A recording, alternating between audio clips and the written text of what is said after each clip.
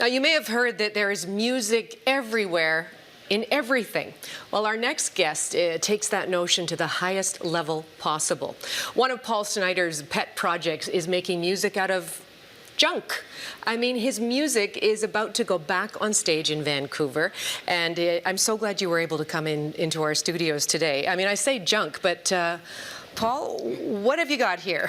Well, I have something I call the sleeping harp, and it's a harp-like instrument made out of a bed frame. I found the bed frame at the side of the road in Tsawwassen, and so I strung it up, and after many iterations, because the first time I strung it up and started tightening it, the whole thing started to collapse. So I had to put in these beams. So at least it held together, but it wouldn't tune, and so I put in more metal, and finally we had a sleeping harp. Well, where did you get the idea to take musical instruments somewhere else anyway? I mean, beyond the conventional. Right. Well, you know, I've always been interested in the sounds that non-musical items make. And I guess really I was in Kenya in 2011 with a group of people doing some volunteer, and I was teaching some music at a children's school there, and they were banging on their desks with this percussive rhythm, and it was giving this really cool sound, and I thought, you know, I wonder whether that could be the basis for some sort of orchestra. And then over the next 2 years I just thought about it, and I thought, wow, that would be quite a technological challenge, as well as give a real sense of recycling for somebody to see a whole stage of recycled instruments. Okay, so beyond the harp then, the bed harp, what did you call it? It's the sleeping harp. The sleeping harp, the bed harp. That was a little pedestrian maybe. What else have you brought, and who else have you brought? So I've got Paddy Ryan here, and he plays the saxophone. And it's a... the saxicle? Saxicle. It's a saxophone built out of the front end of a bicycle. Right. And so he uses an alto sax reed, mouthpiece, but the resonance comes out of the handlebars of the bicycle. And we've drilled the holes so that we get pretty close to the notes we're looking for. Right. And then his mouth does the rest. That is fantastic. I like the rigging too. You've got a pair of jeans as the strap there too. That's so fun. Right. And I've got Nikki Snider here, and she is playing a percussive instrument. Basically, it's rice inside of a recycled She's playing bottle. the raspberry juice or the raspberry juice, cranberry juice. Cranberry juice.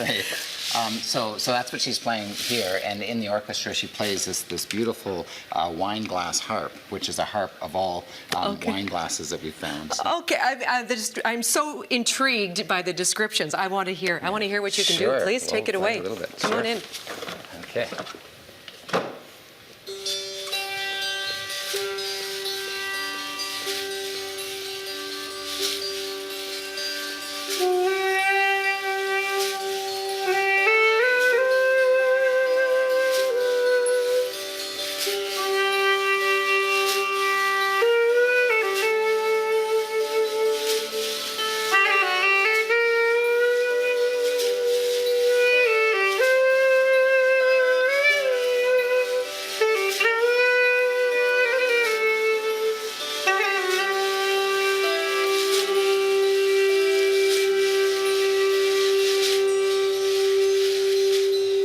Wow, that is fantastic, beautiful. Thank you so much. Not bad for junk. Not bad for junk. Tell me a little bit about your journey. I mean, how did you get here? What kinds of jobs have you done in your life, and the journey that's taken you to this point? Well, I graduated with computer science and music background, and so I spent a lot of my life in computer software, and that's where I met Paddy actually in a previous life. And but I've always been doing music and acting actually all through my life, and so about 6 years ago I completely gave up the computer to act full-time and to produce shows. And I produced a couple of my own films, and then I got into the theater project, and I always had, as I was saying, this idea about resonance from things that are non-musical.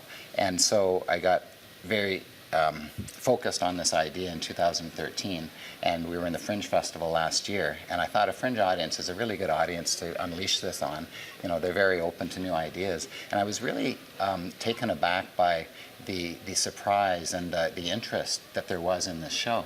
And then I thought, okay, you know, you can only do such a big show, like a certain size of show for Fringe, because it's generally a smaller, you have 15 minutes to set up and take down, and so, but the vision was much more grandiose, so I thought, okay, this year I'm going to do a bigger show with the big instruments that I had imagined. And so, you know, I built a timpani drum on the front, out of the front end of an automobile. Of course you did. You know, well, because who wouldn't? well, you know, it's a natural progression to, and we've got this big tube instrument that Paddy plays, and it's called the tube tower, and it stands about 10 feet tall, and it's out of the 170 feet of 4-inch drainage pipe, and it sounds great.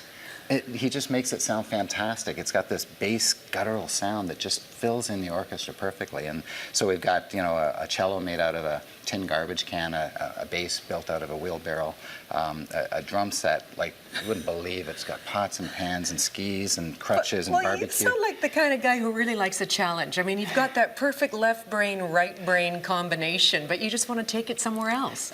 I guess that's a good way to put it. You know, it does kind of satisfy a lot of the things that I'm about. I mean, the technology side, okay, you know, I've been in computers, and there's just some engineering-ish thing happening in my mind.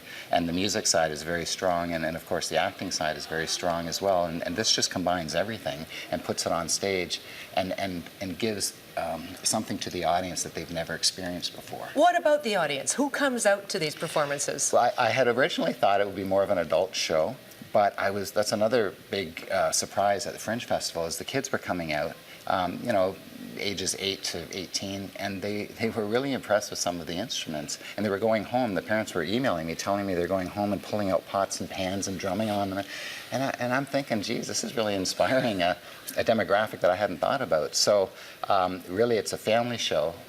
Kids are welcome and do really like it, and it does get their imagination going, I think, when they see these things on stage, as well as adults. You know. Thank you for getting our imaginations going as well. No problem. I would love for you to take us out with some music. Sure, You mind? that'd be Paul, great. Paddy, Nikki, thanks so much for coming in. Thank you for having us.